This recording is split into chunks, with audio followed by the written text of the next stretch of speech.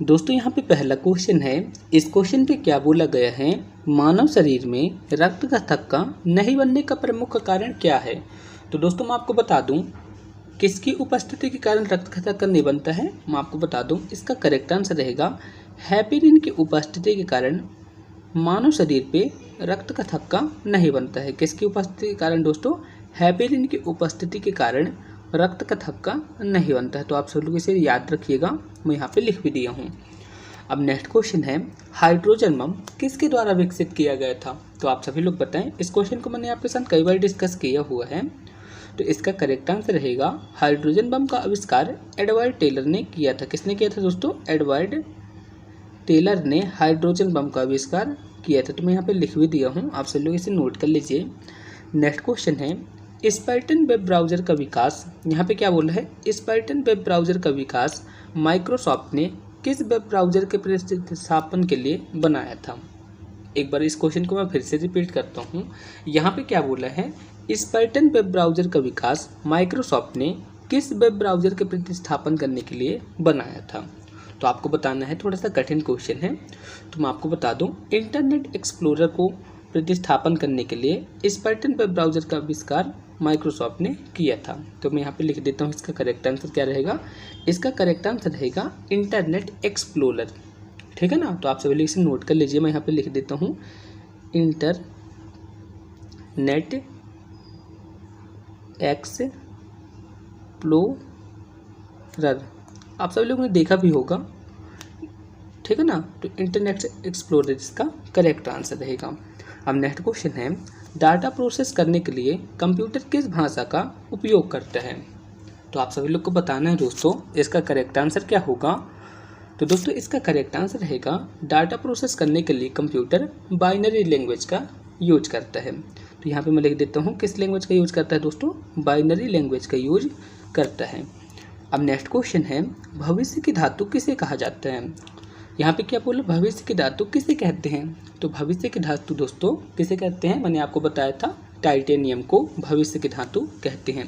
या फिर क्वेश्चन पे ऐसा भी पूछ सकता है, रणनीतिक धातु किसे कहते हैं। तो उसका आंसर भी यहाँ पे रहेगा टाइटेनियम। अब नेक्स्ट क्वेश्चन है, प्लेग्रा रोग किस विटामिन की कमी से उत्पन्न होता है। यहाँ पे क्या बोला, प्लेग्रा रोग किस विटामिन की कमी से उत्पन्न होता है। तो जो प्लेग्रा रोग होता है ना, विटामिन B3 की कमी के कारण उत्पन्न होता है। तो मैं यहाँ पे लिख देता हूँ, विटामिन B3 की कमी के कारण प्लेग्रा रोग होता है। तो आप सभी लोग इसे नोट कर लीजिए। एक बार मैं आपको फिर से बताता हूँ, प्लेग्रा रोग किस विटामिन की कमी के कारण होता है, विटामिन B3 की कमी के कारण प्लेग्रा रोग होता है। इंपॉर्टेंट क्वेश्चन है और आपके एग्जाम पे पूछा जा सकता है। अब नेक्स्ट क्वेश्चन है, विस्फोटक पदार्थ RDX का फुल फॉर्म क्या होता है। यहाँ पे क्या बोला है, RDX का आपको फुल फॉर्म बताना है। तो दोस्तों आप सभी लोग बताइए इसका करेक्ट आंसर क्या होगा। तो इसका आंसर तो आप मुझे कमेंट बॉक्स में ही बताएंगे, बहुत ही ईजी है और इस क्वेश्चन को मैंने आपके साथ डिस्कस भी किया है, आप मेरी प्रीवियस वीडियो को देखिएगा। अब नेक्स्ट क्वेश्चन है, शरीर में किस अम्ल की अधिकता से आर्थराइटिस रोग की तथा जोड़ों में दर्द की संभावना बढ़ जाती है। तो यहाँ पे क्या बोला है, किस अम्ल की उपस्थिति के कारण आर्थराइटिस रोग और जोड़ों में दर्द की संभावना बढ़ जाती है। तो आपने सुना भी होगा कई लोगों से। तो किस अम्ल के कारण हो जाता है दोस्तों, यूरिक अम्ल की मात्रा बढ़ने से आर्थराइटिस रोग और जोड़ों में दर्द होने लगता है। ठीक है ना। तो आप सब लोग से याद रखिएगा। एक बार मैं आपको इस क्वेश्चन को फिर से समझा देता हूँ। क्वेश्चन पे क्या बोला है, शरीर में किस अम्ल की अधिकता से, तो क्या होगा इसका आंसर, शरीर में यूरिक अम्ल की अधिकता से आर्थराइटिस रोग और जोड़ों में दर्द की संभावना बढ़ जाती है। ठीक है ना। अब नेक्स्ट क्वेश्चन है, जॉन साल्क ने कौन सा टीका विकसित किया था। तो आपको बताना है कि इसका करेक्ट आंसर क्या होगा। यहाँ पे क्या बोला है, जॉन साल्क ने कौन सा टीका विकसित किया था। थोड़ा सा आप सभी लोग सोचें। आई होप दोस्तों आप सभी लोग ने सही सोचा होगा। इसका करेक्ट आंसर रहेगा, जॉन साल्क ने पोलियो का टीका विकसित किया था। किसका टीका विकसित किया था दोस्तों, पोलियो का टीका विकसित किया था। अब नेक्स्ट क्वेश्चन है, दूध का दही में किस प्रकार का परिवर्तन है। यहाँ पे क्या बोला है, दूध के दही में परिवर्तन किस प्रकार का परिवर्तन है। तो आप सभी लोग बताइए दोस्तों, ये किस प्रकार का परिवर्तन है। तो कैसा परिवर्तन है दोस्तों, रासायनिक परिवर्तन है। तो आप सभी लोग इसे नोट कर लीजिए, इंपॉर्टेंट क्वेश्चन और बहुत ही ईजी है। ठीक है ना। कौन सा परिवर्तन है दोस्तों? दूध के दही में परिवर्तित होना रासायनिक परिवर्तन है। यदि क्वेश्चन पे पूछ लेता कि जंग लगना कौन सा परिवर्तन है, तो जंग लगना भी एक रासायनिक परिवर्तन है। अब नेक्स्ट क्वेश्चन है, प्रकाश संश्लेषण के दौरान कौन सी गैस अवशोषित होती है? तो थोड़ा सा सोचने वाला क्वेश्चन है, आप सभी लोग सोचें और इसके आंसर को बताएं दोस्तों। मैं सही सोचा। प्रकाश संश्लेषण के दौरान कौन सी गैस अवशोषित होती है दोस्तों? कार्बन डाइऑक्साइड यानी कि CO2 गैस अवशोषित होती है। और उत्सर्जित कौन सी होती है दोस्तों? उत्सर्जित होती है ऑक्सीजन। आपने देखा भी होगा, आपने कई बार पढ़ा भी होगा।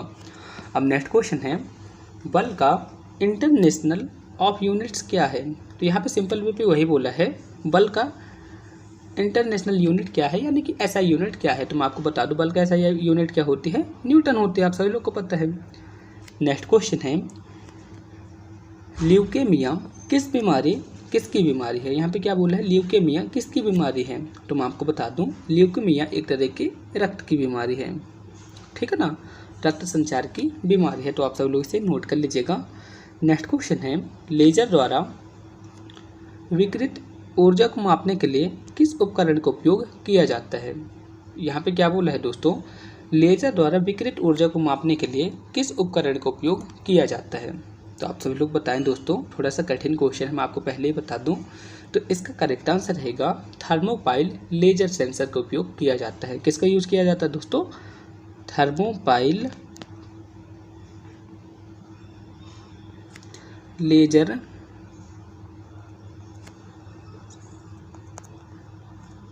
सेंसर।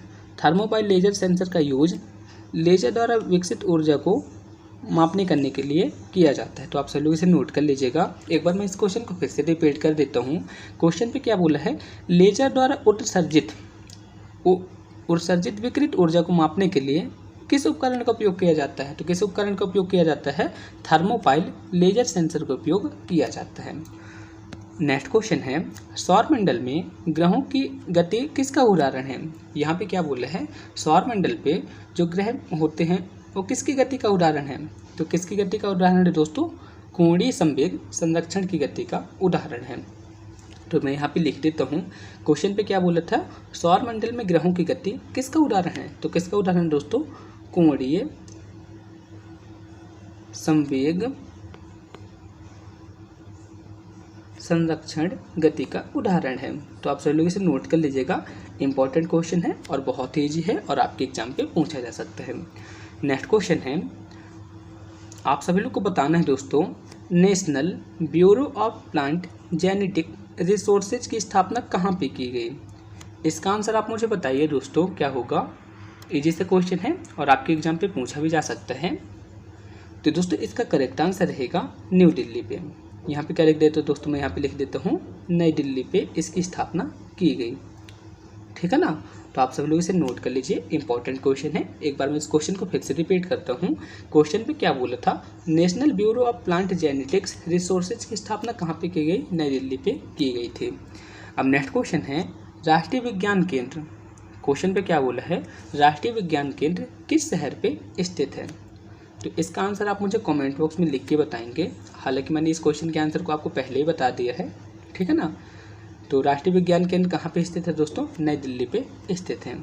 अब नेक्स्ट क्वेश्चन है, इनोवेटिव, यहाँ पे क्या बोला है? इन विट्रो फर्टिलाइजेशन यानी कि IVF। इसका ऐड भी बहुत सारे आते हैं।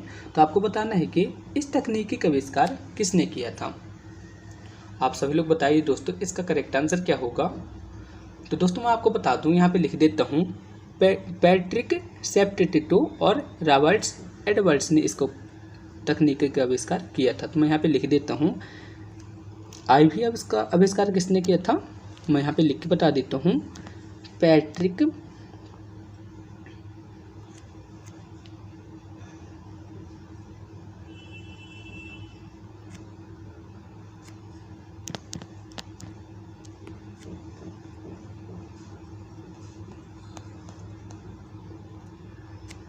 तो इसका करेक्ट आंसर रहेगा दोस्तों, पैट्रिक स्टेप्टिटो और रॉबर्ट्स एडवर्ड्स ने IVF का आविष्कार किया था।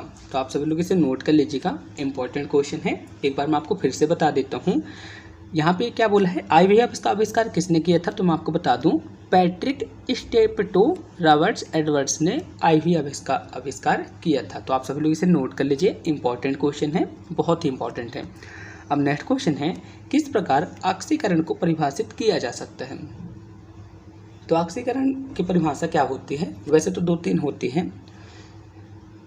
तो दोस्तों यहाँ पे करेक्ट आंसर रहेगा, ऑक्सीकरण की परिभाषा किस टाइप से अपन परिभाषित कर सकते हैं।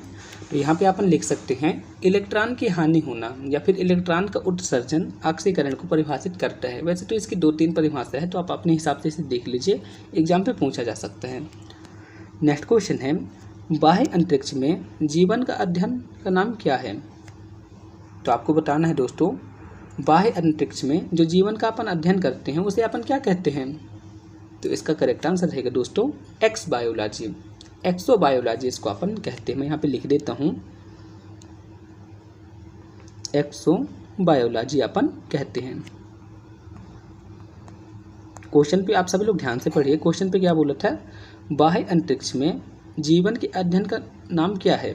तो जो बाह्य अंतरिक्ष होते हैं, जैसे कि अंतरिक्ष पे यदि अपन कहीं पे जीवन के अध्ययन को करते हैं तो उसको अपन कहते हैं एक्सोबायोलॉजी अपन कहते हैं।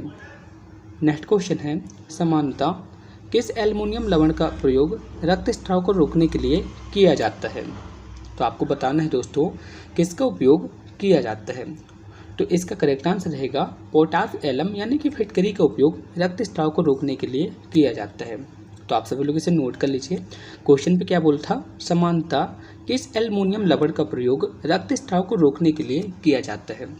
तो दोस्तों इसका करेक्ट आंसर रहेगा पोटाश एलम, पोटाश एलम अपन लिख सकते हैं या फिर अपन इसे फिटकरी भी लिख सकते हैं, ठीक है ना। फिटकरी का उपयोग रक्तस्राव को रोकने के लिए किया जाता है, तो आप इसे नोट कर लीजिए। दोस्तों यहाँ पे नेक्स्ट क्वेश्चन है, यहाँ पे क्या बोला है, कॉकरोच के शरीर में चलने के लिए कितनी जोड़ी टांगे होती हैं। तो कितनी जोड़ी टांगे होती है दोस्तों, 3 जोड़ी टांगे होती हैं। नेक्स्ट क्वेश्चन है, कहाँ पर राष्ट्रीय रासायनिक प्रयोगशाला स्थित है। तो नेशनल केमिकल लेबोरेटरी कहाँ पे स्थित है दोस्तों, आप सभी लोग बताएं, पुणे पे स्थित है। कहाँ पे स्थित है दोस्तों, पुणे पे राष्ट्रीय रासायनिक प्रयोगशाला स्थित है। नेक्स्ट क्वेश्चन है, केल्विन स्केल पर सूर्य की सतह का तापमान कितना होता है। तो मैं आपको बता देता हूँ, 5778 केल्विन सूर्य की सतह पर तापमान होता है केल्विन पे। नेक्स्ट क्वेश्चन है, किस देश के सहयोग से भारत में मीठी वर्दी परमाणु ऊर्जा संयंत्र स्थापित किया गया है। तो इंपॉर्टेंट क्वेश्चन है, आप सभी लोग इसे नोट कर लीजिए। तो इसका करेक्ट आंसर रहेगा दोस्तों USA के सहयोग से भारत में मीठी वर्दी परमाणु ऊर्जा संयंत्र स्थापित किया गया है। नेक्स्ट क्वेश्चन है, विश्व की प्रथम महिला अंतरिक्ष यात्री कौन है। तो इसका आंसर आप मुझे कमेंट बॉक्स में लिख के बताएंगे। नेक्स्ट क्वेश्चन है, काली खांसी का चिकित्सीय नाम क्या है। तो मैं आपको बता दूं दोस्तों, काली खांसी तो अपन नॉर्मल लैंग्वेज में बोल लेते हैं, लेकिन इसका चिकित्सीय नाम क्या है दोस्तों, पर्टूसिस है। आप सभी लोग इसे नोट कर लीजिएगा, एग्जाम पे पूछा गया क्वेश्चन है, पर्टूसिस को काली खांसी कहते हैं। अब नेक्स्ट क्वेश्चन है, एलिसा परीक्षण किसकी पहचान हेतु होता है। तो जो एलिसा परीक्षण होता है ना दोस्तों, किसके लिए होता है, HIV के लिए होता है।